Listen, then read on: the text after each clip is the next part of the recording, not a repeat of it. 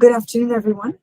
I'm Dr. Mahault Albarracin. I'm the Director of Research Strategy and Product Integration at Verses, where I lead the bridge between theory and deployment and integrating active inference-based architectures into the real-world products. I thank you for being here. Today's conversation is centered on bold but vital questions. Essentially, what can living systems teach us about designing AI, and where must we resist naive transfers? We are in a moment where AI's power is scaling rapidly, but its alignment, safety, and long-term coherence are far from solved. Biological systems, from single cells to ecosystems, are a masterclass in self-organization, error correction, resource allocation, and resilience under constraints. And yet, biology is also full of failure modes: cancer, parasitism, immune misfires. So we must tread carefully with analogies. So over the next 40, 50 minutes, we will ask essentially, what does alignment really mean across biology and algorithms? And can algorithmic systems have intrinsic motivation or even capacities for harm? So first, I'd like to introduce Dr. Mike Levin. He is a leading biologist at Tufts University. He investigates how bioelectric signaling, morphogenetic fields, and cellular communication guide shape and form. He's also the co-leader of the Xenobot projects, which is living, reprogrammable cellular machines that self-organize, heal, and sometimes replicate. So welcome, Michael. Thank you. I would also like to welcome Dr. Dalton Shaktivadivel. He is a mathematical theoretician where he works on Bayesian mechanics and cognition. He is a leading voice in the active inference community with affiliations at CUNY, the Einstein Share, and Verses. He helps translate the free energy principle into architectures and design principles for intelligent agents. Welcome, Dalton. I'd also like to welcome Professor Stephen Grossberg. He is a giant in computational neuroscience. Stephen is the inventor of adaptive resonance theory, which addresses how systems can learn continuously through plasticity without forgetting prior knowledge or stability. He will help us ground our biological and algorithmic inspirations into a long legacy of brain modeling. And finally, unfortunately, Emmett Shear could not be there today. He had a prior engagement, but to be there in his stead, we are thrilled to welcome Dr. Adam Goldstein, who is the co-founder, chairman, and head of research at Softmax, where he leads the scientific agenda around organic alignment and essentially exploring how parts inform coherent, thriving models in intelligent systems. So welcome, everyone. I'm really thrilled to have you all. And so I will start with a question. We'll start with you, Michael. And so why should we look to living systems, cells, organisms, communities when designing AI? And where do these analogies break down?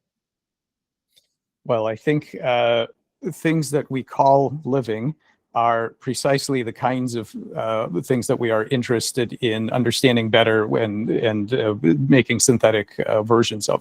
In particular, I think that what we call living things are systems that are very good at having a top-down, a kind of top-down control where the system is aligning its parts and basically behavior shaping its parts to bend their option space in a way that is that's going to facilitate some kind of problem solving or exploration in a larger, different space than that the parts are not aware of and otherwise would not be able to act in. So when we see systems that are greatly expanding the cognitive light cone of what the parts can do alone and aligning those parts towards that kind of activity, we tend to, that's something that's obvious to us, that we can recognize that as alive. And yes, it has many failure modes, but overall, at least for now, this is our best example of how something like this can be. In particular, how large-scale systems with abstract goals can exist and tell good, convincing stories, so models for their parts to become aligned towards these higher level goal states. Thank you, Michael. To bounce off that, maybe I'd like Adam to give some thoughts, because I know you work closely and I assume your perspective will be relatively aligned. Absolutely, yeah. So we do in fact work on alignment from the perspective of multi-agent systems. We've primarily researched multi-AI systems right now because it's very easy to experiment there and run many simulations very quickly. And we're interested in questions of when do multi-AI systems start to act as a larger agent? What are the conditions that give rise to that?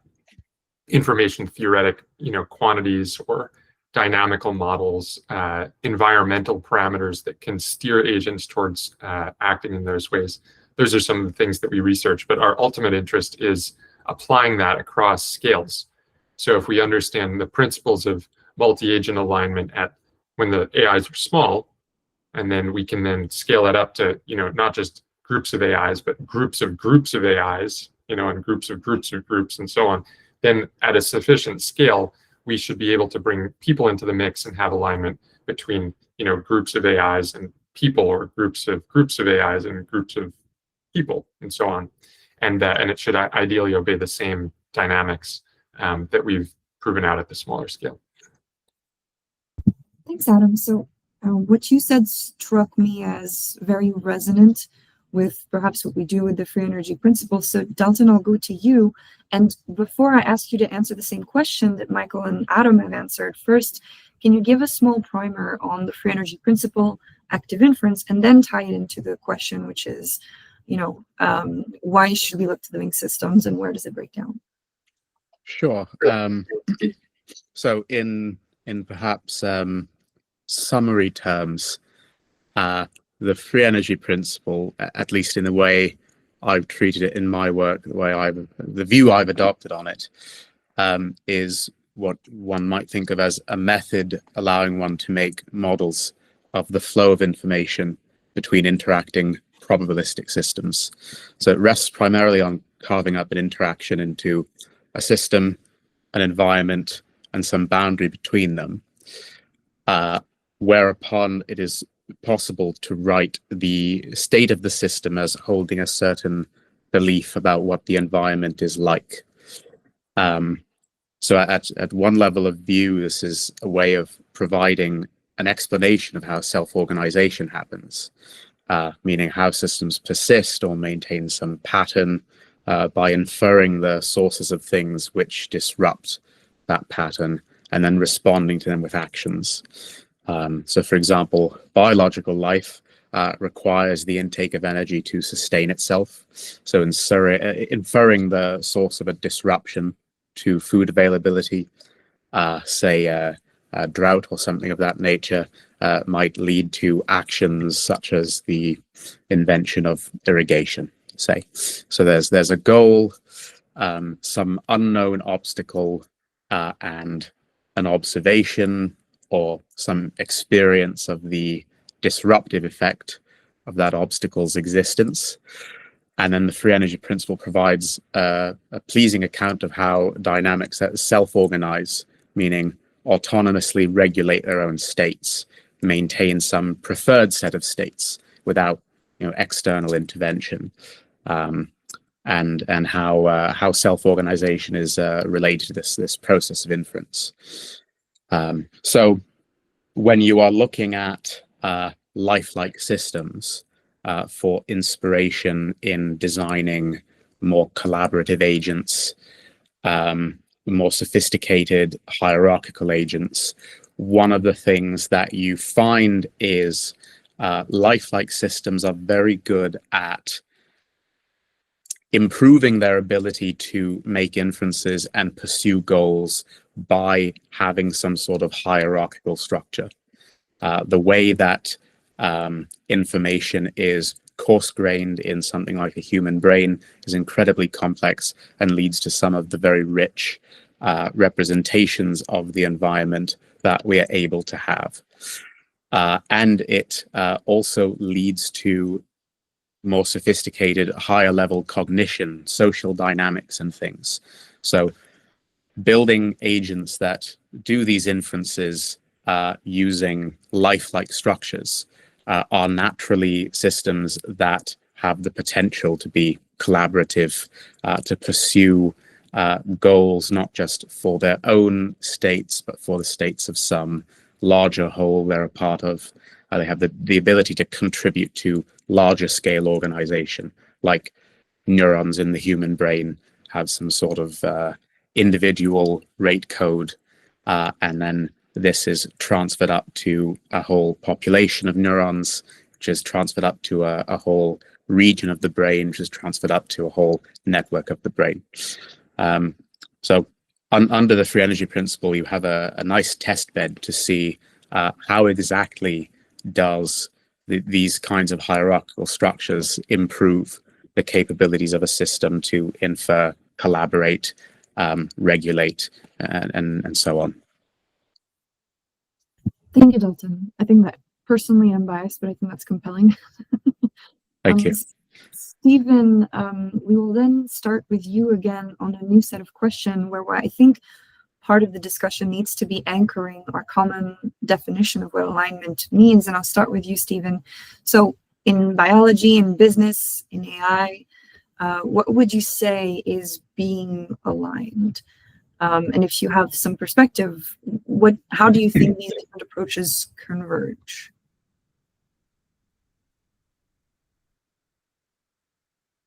Maybe Stephen is having some technical issues. So if he can't respond right now, I'll start with Adam. And I'll let you also maybe introduce your platform, if that's the right time to do so, in the context of the specific definition of alignment.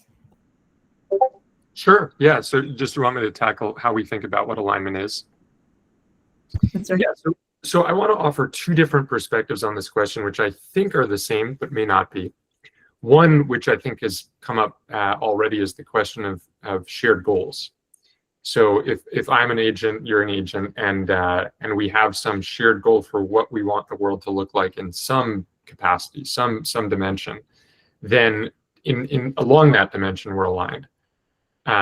That's one sort of straightforward enough definition.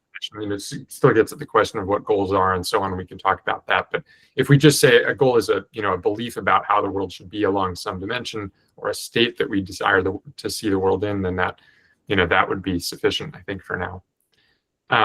There's another way, though, that I think about goals, which, as I say, I think is the same, but it's a different perspective, which is another way to think about alignment.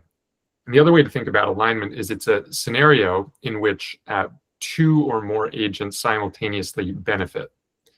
And an example of this would be, if there's some kind of trade that we engage in, right, that we both get something we want that we didn't have before. And I would say plausibly that's a form of alignment as well. It's not that we're both in the same state necessarily afterwards, but from a certain perspective, you could say we are. We're satisfying some state of the joint system as opposed to us individually. So either shared goals or mutual benefit or simultaneous benefit, I think, are plausible definitions for alignment that could be applied to any multi-agent system. And I'm happy to say or even share visually a bit more about what we're doing now. What would be helpful? Just say a bit more about your platform, such that. Okay. Yeah, great. So we're working on an open source platform called MetaGrid. That's meta with two T's, like loving kindness. And MetaGrid is a 2D grid world for running multi-agent experiments. We've already built in many different environments and configurations so that people can test their own AI models and see how well they cooperate or compete in these different multi-agent scenarios. And we're adding even more capabilities, games you could even think of, to this platform, ultimately in the aim of creating an industry-wide benchmark for understanding the ways that different AIs collaborate, coordinate, and cooperate with each other.